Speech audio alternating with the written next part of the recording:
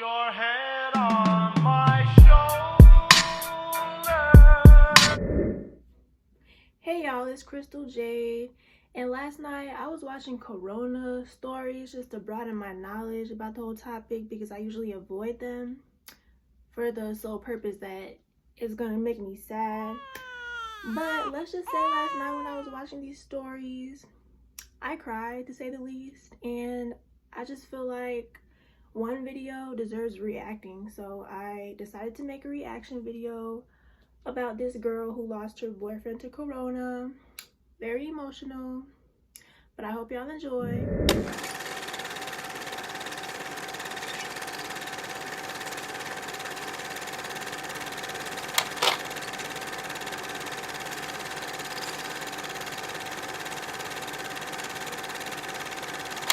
Chapter 1.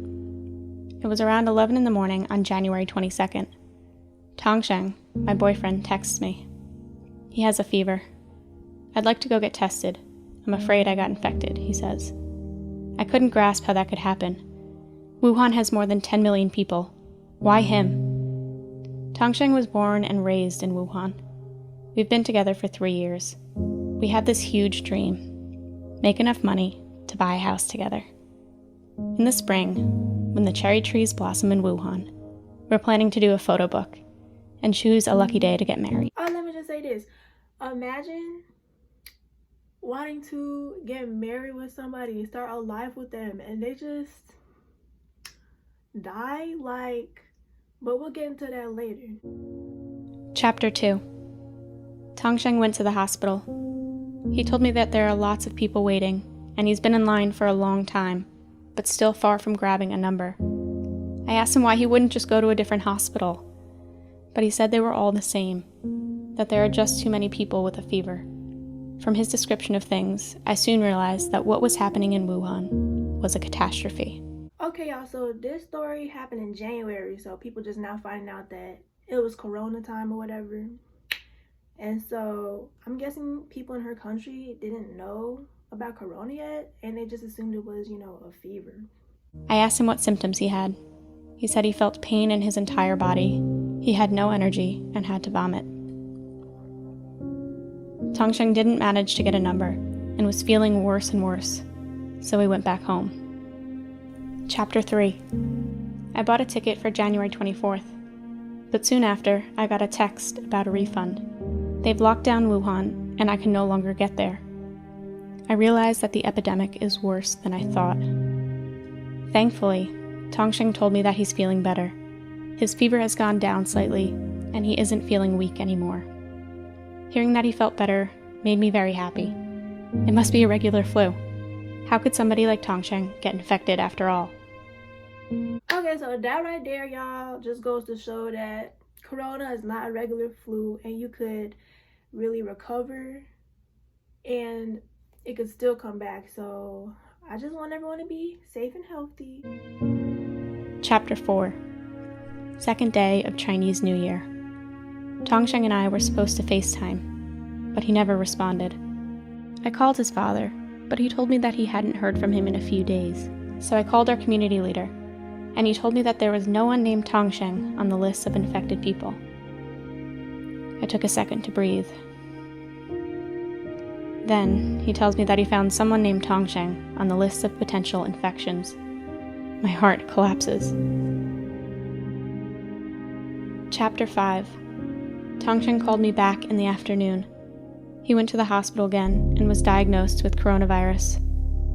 What worries me most is that, although he's in a hospital, the doctors put him under observation in the waiting room because his condition didn't seem serious enough and there were no beds available.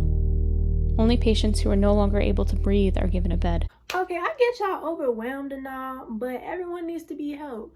Just because your condition don't seem serious enough don't mean that you can't get help. Period. Tongsheng kept reminding me that it wasn't the hospital's fault, that there were too many patients, not enough beds, and that the doctors had to give priority to those who were more seriously ill. Chapter 6.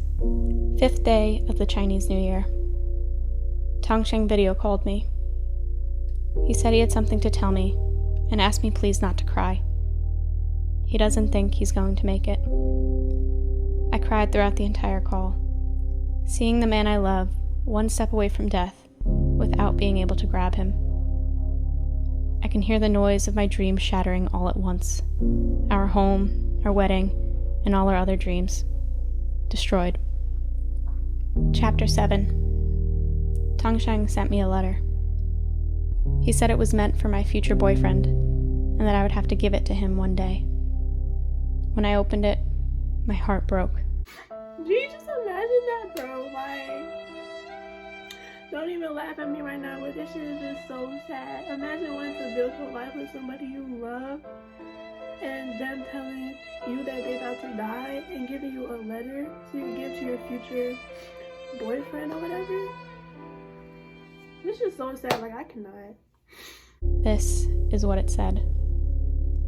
When you'll see this letter, congratulations for being Nunu's new boyfriend. I envy you because you have my same talent. You've managed to be with a woman so beautiful. I'm going to tell you a few things that you should pay attention to. Keep them in mind. 1. Nunu is very stubborn. Sometimes she gets grumpy. You'll have to bear with her unconditionally. You'll have to protect her your whole life. 2.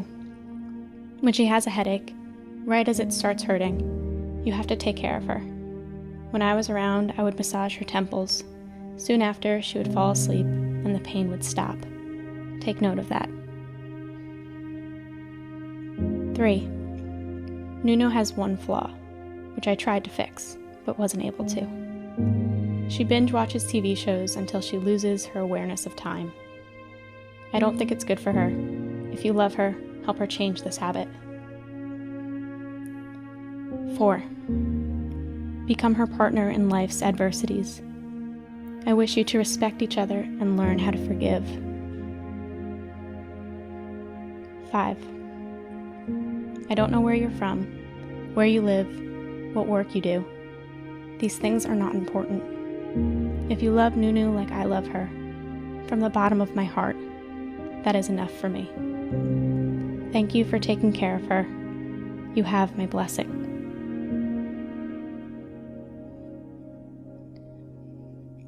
Behind the letter, Tongsheng had left the password of his bank account. It had more than 100,000 yuan. It was all of his savings. At the bottom, he wrote, "In my whole life, I have only loved you."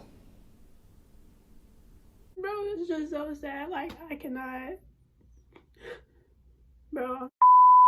See, a lot of people in the comments of this video was putting themselves in her shoes, and I was too. Like, people can't imagine their partners dying like that. And imagine your partner telling you that they about to die and basically writing a letter to your future partner and just giving you away. Like, that shit's just so sad. And honestly, when he told her that all my life I only loved you, like, I just lost it. G. Like, this is just so sad. Chinese New Year, Day 8. Tongsheng has left us.